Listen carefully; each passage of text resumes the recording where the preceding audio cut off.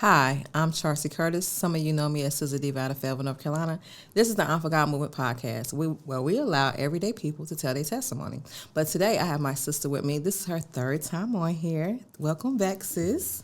Welcome. I'm glad she's in town. As y'all know, she be all around the world and back and everything. And she had the bougie Southern going on in the A. You open and close. You got tired and everything. We want you to tell us what you got going on now. I know you got a book coming out and all that good stuff. So I'm going to let you introduce yourself to the people because you got so many titles. I can't keep up. Gifted. Blessed. But thank you for fitting me in your schedule. So letting the people know who you are, what you got going on, what you got coming up so we can expect. Okay. Well, greetings. I'm excited to be back. Anytime I can use my story for his glory, that's not a question because I'm here today because he lives, okay? Mm-hmm. So I think the last time we did the interview, I was headed to Atlanta. Mm-hmm. Yes, we were going to open up the restaurant. A year of construction, we did a complete build out. Mm-hmm. Cost us $278,000 with no loans. Mm-hmm. And we got it done. Mm-hmm. We had a 96-seat, 2-level restaurant where we served 100% plant-based dishes. Mm-hmm. And I must say, it was the hardest thing I've ever did in my life. Mm-hmm. It was harder than boot camp. It was harder than childbirth. The restaurant business is really hard. Having dependable staffing, mm-hmm. the legislation, the restrictions mm-hmm. around cleanliness mm-hmm. and operations. Also, maintaining great customer service. Mm-hmm. As the service provider, mm-hmm. you become a dumping ground for mm-hmm. so many people. Mm-hmm. They come in and they just dump all their problems on you mm-hmm. for something as simple as pickles on mm-hmm. there. Yeah, sandwich or something. On a sandwich. Yeah. And so once you get past all that and you understand that them patronizing your business is why you're in business, because mm-hmm. without them, you just have a hobby. Mm-hmm.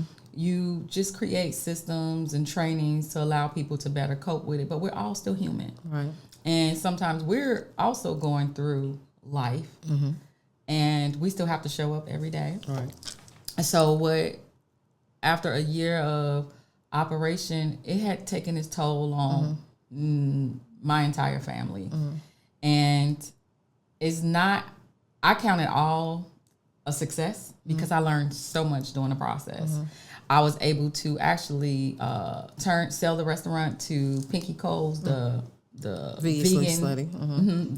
And she made it into a bar vegan. Mm-hmm. I was able to become her executive chef mm-hmm. and write her entire menu for that brand. Mm-hmm. So I learned so much. I was exposed to so much. Mm-hmm. But what really was a teachable moment for me is mm-hmm. that I worked for her a few months after she reopened it as mm-hmm. bar vegan, and to know that rich people go through the same thing we go through.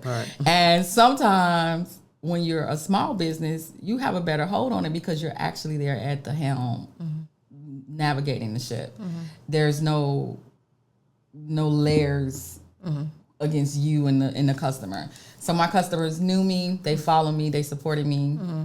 And when she reopened and they heard that I was the chef there, they came out and supported. Mm-hmm. And that means a lot. Well, wait a minute.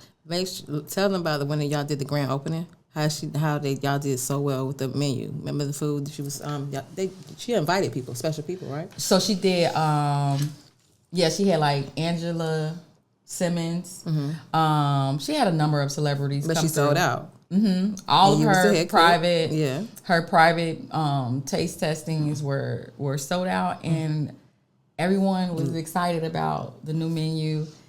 And I was tasked with making a new menu only using the products that she had on hand from her last menu. Mm-hmm. So it stretched me mm-hmm. to like, okay, I have these vegan chicken tenders, but I don't want vegan chicken tenders. So I started doing a chef cut on them. Mm-hmm. I did a vegan Mongolian sauce and mm-hmm. made Mongolian chicken mm-hmm. out of chicken tenders. Mm-hmm. So it was just amazing to see me stretch myself, and actually it was kind of like being on one of them shows where mm-hmm. they give you these ingredients and you have to make. Mm-hmm. So that was my moment. Right. And I just learned so much. Mm. I know when I transition into the next phase of culinary that I'm going in it more prepared. I'm going to have more experience. I'm going to watch overhead. The stuff that I learned in culinary school is now has an applied OJT attached to it. So it's not foreign to me anymore. Okay. So what would you tell somebody who was wanting to open a restaurant? What 2 nuggets would you give them? I would say if you want to open a restaurant, volunteer at somebody's restaurants first. Nothing prepares you for the restaurant world like a restaurant. Right. Even if you volunteer for front of the house, volunteer somewhere, see the stress, see the operations, and don't see it from an employee aspect. See it from management, because as an employee, you ain't no water off my back if this customer leave here upset. But as the owner, that hit different. It hits different. So I would say go in, shadow, and when you go to culinary school, they require you to do externships. But a lot of times now in this current market, people are self-taught, so they don't have that exposure. You know, they go from a social media platform to owning a brick and mortar, and nothing can prepare you for that like some real experience with another restaurant owner. And we can't forget about the selfie museum. Oh man, that was one of my favorites. So it was my favorite. I can tell you that while those have come and gone, the impact they made, I actually got interviewed by the Aurora Theater, which is a prestigious Black theater in Lawrenceville, Georgia. And I got interviewed, and one of the highlights of the interview outside of the food was the museum. The museum was dedicated to mental health awareness, and we had a lot of mental health conversations there. A lot of people got saved there. A lot of people had conversations with their parents there about stuff they were holding in, and it did just what it was supposed to do. So I definitely think that the selfie museum for self-awareness are needed, and you'll probably say that again. Okay. Who would you say inspired you as a child? My grandmother. My grandmother was my first angel on earth, and my angel ascended into ancestor. She ascended to heaven last year. So last year was extremely hard.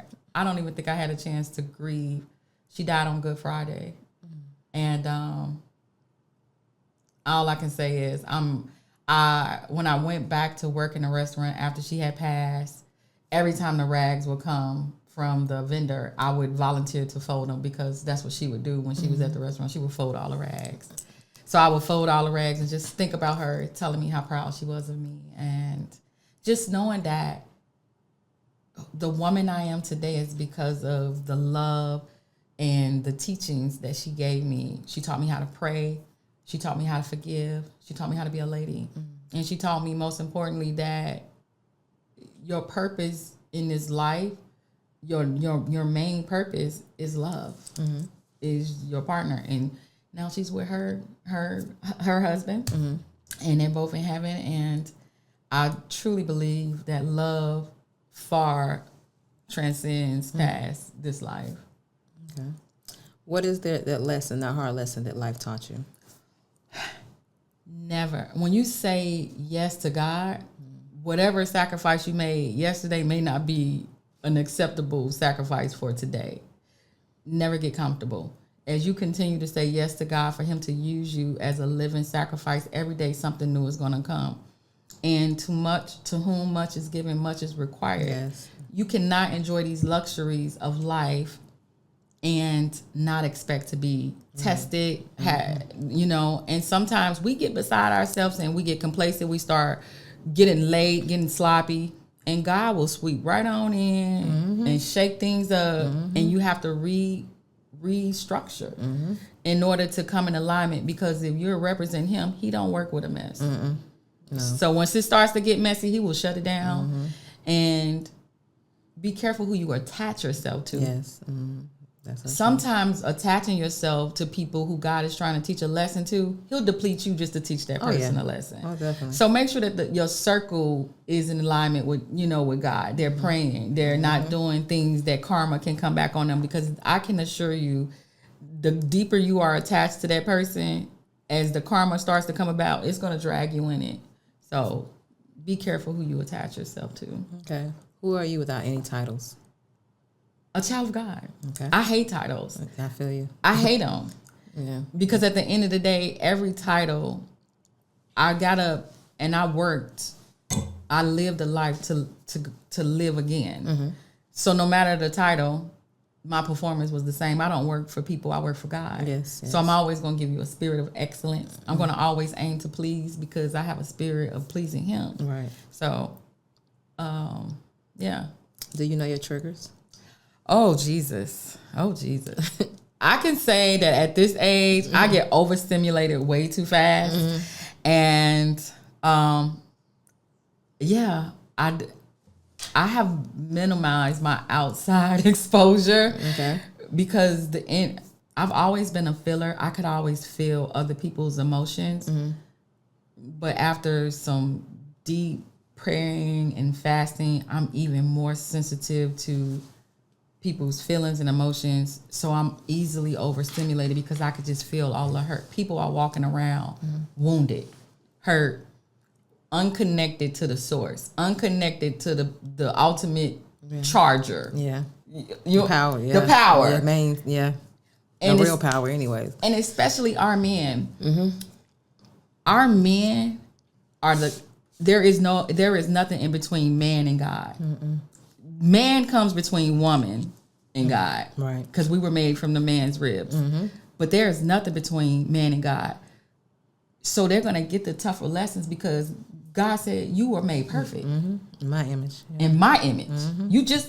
You got to connect back to me. Yeah. So the woman can pray, but her prayers will cover the family, but she can't pray to cover something that's perfect. Right. God It's perfect. Yeah. is going to teach that man a lesson, so he comes back, because he's the only thing perfect. And if he's made in his image, they have to go back to their source to recharge. And if they just take the time out and not talk about praying and just pray, you ain't got to do it in front of a lot of people, but get on your knees at night and pray. God will do supernatural things in your life. And it's unbelievable. The nights I forget to pray, I have the worst days the next day. Yes. Yeah. I try not to have those, because I know if I wake up, if I fall asleep, I'm like, oh my God, I didn't pray. And I'm in a panic. I'm like, God, forgive me. And I try to pray immediately. So now I move my prayers to 4 a.m. So even if I fall asleep, I can get up and do it again. But every time I pray, God, he answers. No is an answer, but he answers. There's no delay in his responses anymore. He sends confirmation almost instantly now. And what people got to know is prayer is nothing but conversation with God. People try to say, oh, well, you can be taught. No, it's not no taught nothing. That's a conversation between you and God. God will change your way of talking to him as time go on. You don't do the changing. Let him change you. That's what people got to say, because there's so many cults out here that's telling people, well, if you don't say it like this, if you don't say it like he going to pick up. God know what you're going to say before you say it. So just stop it. So that's one thing that they need to definitely know. And if they don't know, the Bible tells us, our fathers, which are in heaven, God said, this is how you pray. And there's nothing complicated about this. But the ones that don't read the Bible, that's going by word of a man or woman, and they're not taking the time. That's what I'm saying. We're just letting them know that the truth is, it's a conversation with God. That's it. Like, just start getting the word, like I said, getting in the word and just break it down to you. But just stop these cults like, oh, you got to pray a certain way, or he don't hear, you have deaf ear. That's not true. Yeah. Well, organizational prayers, I would see if someone is out here ministering or praying in the name of, and they're ordained under someone. So they're kind of like trying to structure to their, their denomination. So, but as far as your personal connection with God, it's your personal connection with God. Well, nowadays, they're charging people to teach them how to pray. But we're not going to get into that's a whole other situation. I definitely, it's not my anointing and do my prophets no harm. Exactly. But that's the way, we're not going to get, but yeah, they doing that now. No. But anyways, what's more important to you, relationships or money? Relationships. Okay. Relationships. Why? I mean, if why was a person, I'm sorry. If the word I was a person and the word we was a person, which one would you say best fits you and why? I'm a woman, definitely we. Okay. I know I started writing a book. I haven't finished it yet because God is still working with me. I'm recently divorced after 20 something years. And I just never thought that I would be single. Because marriage, I definitely would have never walked away from marriage. Because marriage is not just for the man and the woman. Marriage is for the family. Marriage is for the community. Marriage, the culture depends on successful marriages. So I've always regarded marriage in high respect, and I just want to walk away for small things that I have no power of punishing this person for. But there are certain things boundaries that you have to set, as a child of God, because again, I'm accountable to God as well, that when they go wrong, if it can take me away from his grace, then I have to make the adult decision to choose God. So I would definitely say we, and I would just know that I know God has not forgiven me, has not forgotten about me, and that everything that I am right now is preparing me for the man that I'm gonna be the perfect fit for. And that's the name of the book that I'm writing, The Perfect Fit. If you think about, God said he took Adam's rib and he made Eve, but everybody's rib is not the same size. So you got to understand, every rib is not going to fit into every man. So just because you're a strong woman don't mean that you're masculine. It just means you belong. You're a bigger rib for a bigger man. Right. You got to get to the perfect fit. So just like Cinderella in the shoe, I want to find my fit in that strong man, that everything about me that God has imparted in me will work together to make him a better man for the kingdom of God. Yeah, I agree. I found mine. Thank God. And I'm so proud of you. I'm proud. God. I'm excited. As you know, I cried the whole wedding, so I'm glad I didn't get makeup. Yes, it's a blessing. It's a good feeling. It's like when you find that perfect fit, it hits different. I gotta actually say, it's a breath of fresh air. Something totally different. Now, while I do believe in Jesus Christ, there is one thing that's in the Quran that always, it sometimes when you read other books. You some things are aligned with the Bible, good practices, good principles. But the Quran says that a man in love is his heaven. That is his heaven. That there is his love, God, Allah blessing him with a woman is his heaven. That is so huge because, in the Bible it says that, he who findeth a wife find it a good thing and get favor from God. Favor can be anything, but heaven, that's bad. Our ideal of heaven is the ultimate. Yeah. So he's saying that finding your mate is the ultimate gift from God. Oh, yeah. And to know that I'm somebody's gift wife is a huge title, it's a huge position that shouldn't be taken lightly, that should be given is all. If you can straighten up for a job, or you can straighten up for the church and the pastor and everything else in the world, straighten up for your husband. Yeah, exactly. Always make him feel like a man, because the moment he stops feeling like the man is the moment he's going to stop being a man. Exactly. Yeah, that's a whole conversation by itself. What's your natural gift? I do. I would say my natural gift is creating. Okay. I create well. Even as a little child, when we would drive, I would be in the backseat of the car and we would drive past vacant houses or lots. My mind would start to create, making it look good, fixing the house, painting the shutters. Okay. I've always seen the good in people, places, and things. Okay. So. Okay. Well, have you ever been in a dark place? And if so, how did you pull yourself out of it? Mental health is real. Okay. It's just as real as a broken leg. And I think we minimized it for so long that it's being force fed to us because one, we got everybody living post-pandemic, so everybody is suffering with some form of PTSD. And people are really trying to acclimate to this new world, because when you come so close to death, not knowing if you're going to live or see tomorrow, you tend to approach life differently. Oh, yeah. And people got reckless, people started doing things, and then the reality was you didn't die, so you got to straighten up and get back on a path. But so many people did not want to return to that path because they weren't happy. So you see this influx of people who left the blue collar jobs and changing careers and want to be self-employed. It's important to remember that you got to pray for God to tell you what your purpose is. Exactly. And allow him to align you to your purpose. And if you find yourself in a dark place, you know where your power switch is. Oh, yeah. Connect to it. Yeah. Connect to it. That's so true. Connect to it. Trauma alters your DNA. If I go through a trauma, I was in a car accident really, really bad. That trauma, and I had a child, that trauma will be genetically coded in the DNA that I pass to my children. Right. Trauma changes you. You're never the same after you experience some type of trauma.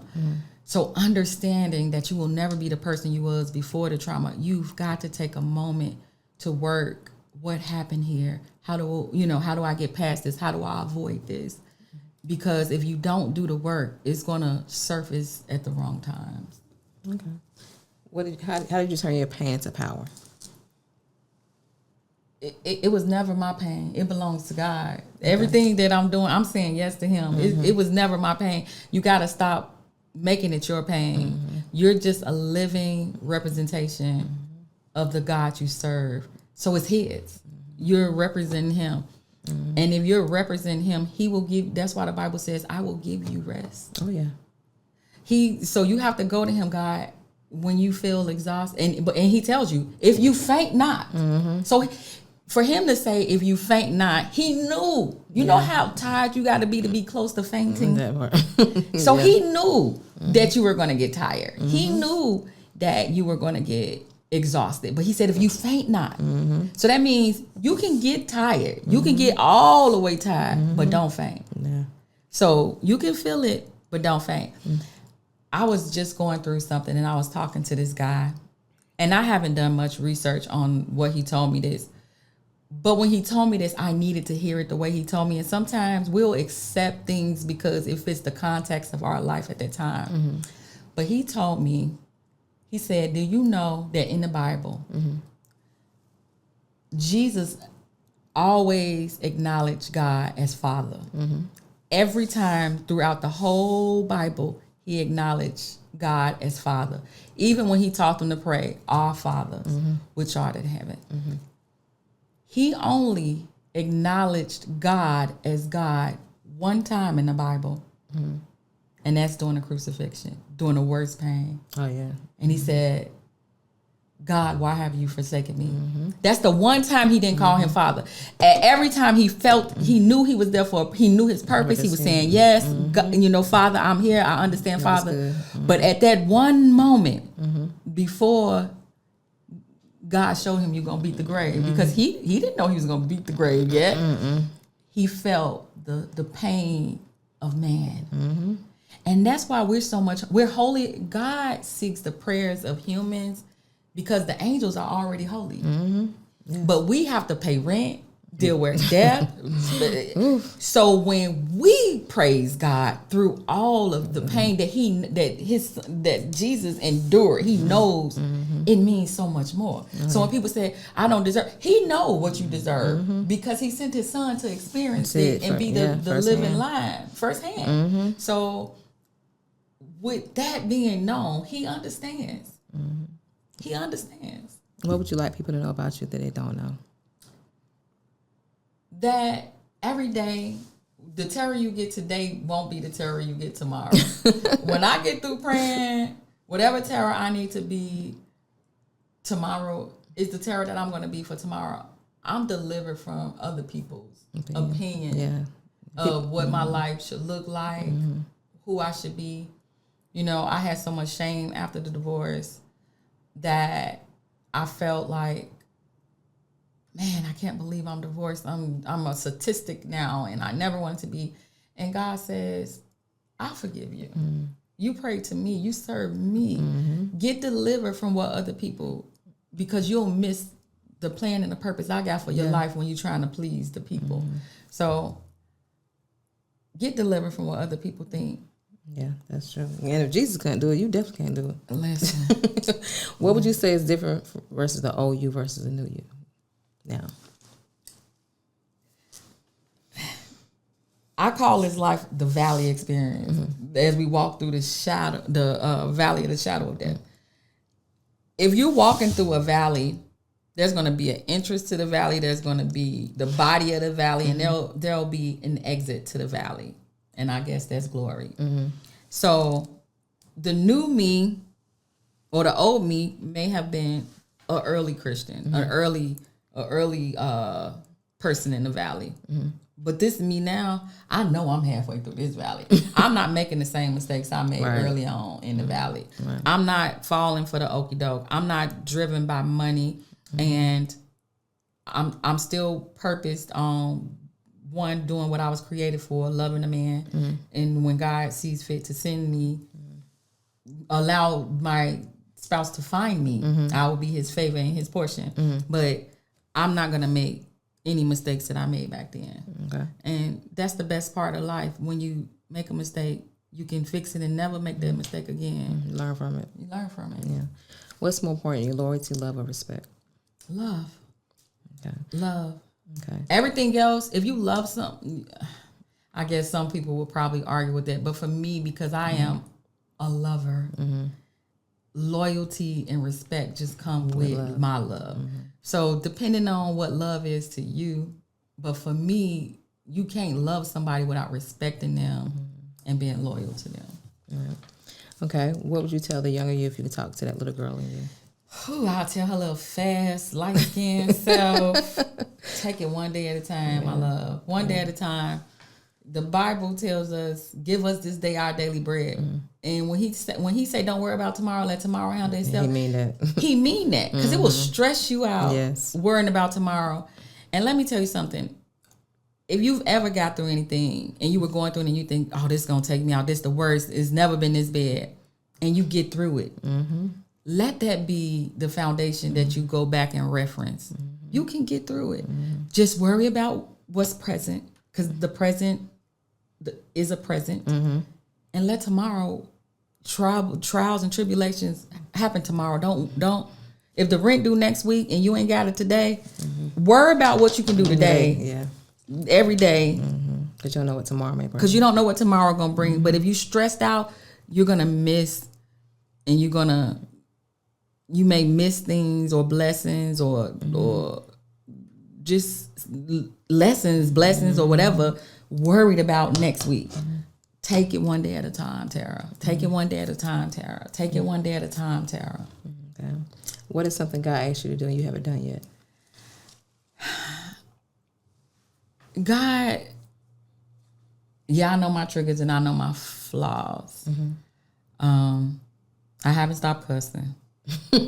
Jesus. Every time I get close to stop cussing, that I have so many thoughts in my head that my head is always full of thoughts. I have a large vocabulary, but when I don't talk to people with large vocabularies, I tend to use the same words repetitively. So then I get caught up, because if you don't use it, you lose it. So that's the part of having a circle where you got up and, middle and lower, so you can stretch yourself. And I just know that right now I haven't been able to conquer cussing because I haven't expanded into an environment where I'm stretching myself to use the vocabulary that, I trained to have, that I worked so hard to build. So I didn't stop cussing. Forgive me, Father. And what else did I do? That you haven't done yet. I'm not as forgiving as I should be. I just be like, God gonna forgive you, but me, I just don't want you to talk to me no more. and that's, for me, just like I said, everybody had their own definition of love. That's my definition of forgiveness. Love. Just leave me alone. Yeah.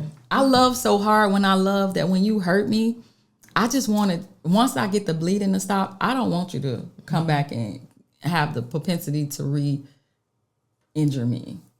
Okay. So, okay. What comes to your mind when you hear someone says, what you're not changing, you're choosing? That they looking at my flaws.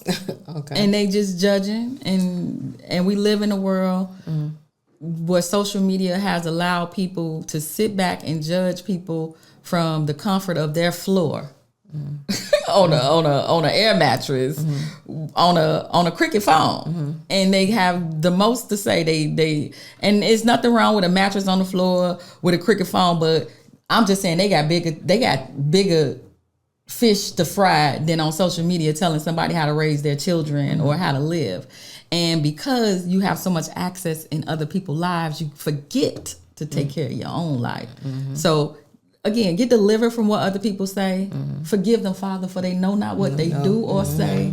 And yeah. Okay, give us a little bit. Okay, you got so many books. I'm like, you got the vegan book. I have cookbooks. They're going to be released. The holiday cookbook will come out during the holidays. And then you have the Perfect Fit. Perfect Fit got pushed to the back burner. Okay. June 1st, I have Life of a Spider in a World of Butterflies. Okay, yes. So give us a little snippet of what we got to look forward with that, the spider one. We went back and forth, y'all, with that one. But I'm going to give you a little snippet and give them that jingle you got going on. Y'all definitely need to look forward to that because that's something definitely. And not the book, the honesty.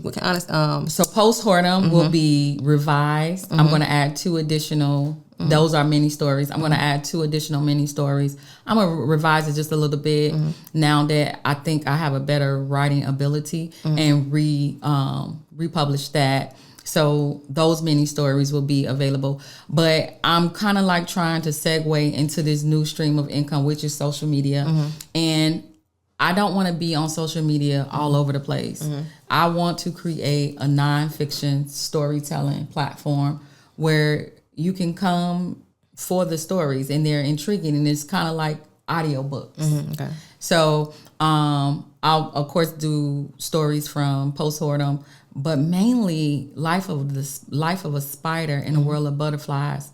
All my life, I have always felt like people viewed me as a spider in a world where women are viewed as butterflies. And the urge to kill me,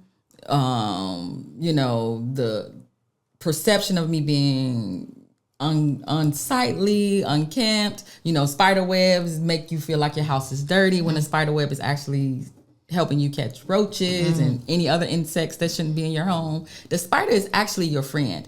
But because of the perception that the spider has, people don't take time to say, well, maybe this spider not hurting her because since the spider been here, I haven't had no flies or insects because he's catching all those things. But it takes a spider lover to love a spider.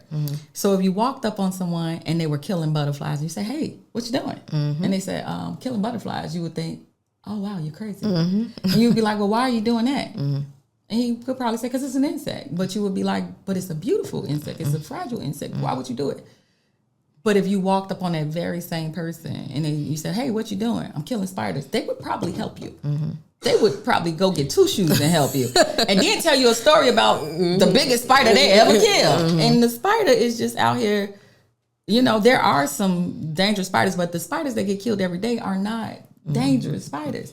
So as a spider in a world of butterflies, I have come to realize that the only way you're going to find love for a spider is to make more spider lovers. So I'm going to make you love spiders by telling the stories of African-American women, and I'm going to align them with spiders because I'm going to educate you on spiders along because it's always, a lesson to be learned. And the misconceptions about this spider.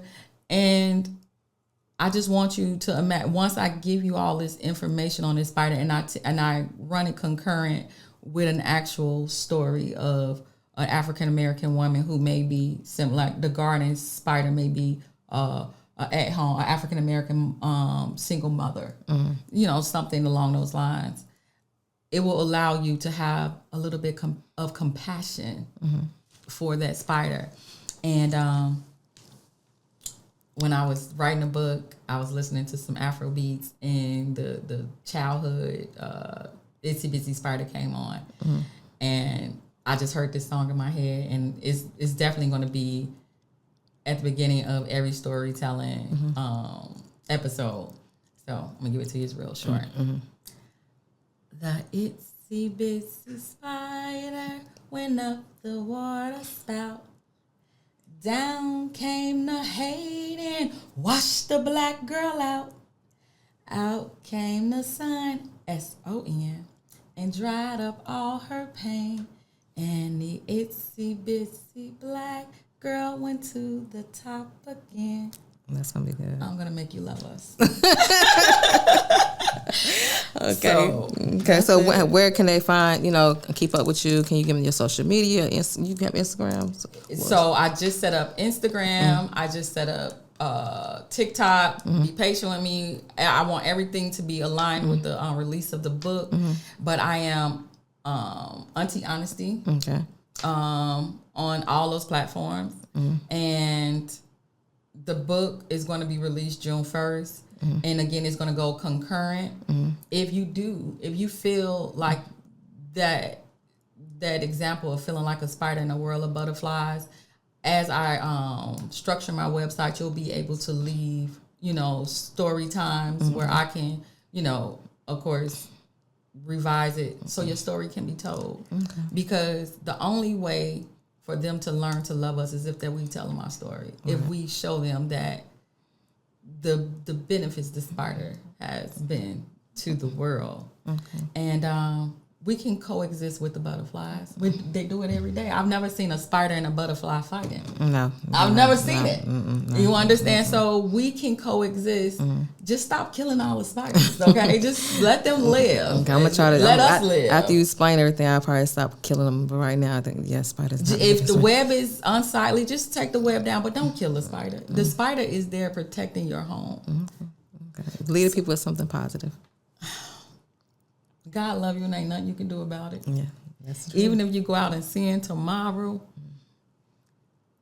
and you turn around and you say, God, forgive me, his grace is sufficient. Yes. So it's nothing you can do that can remove you from the grace of God.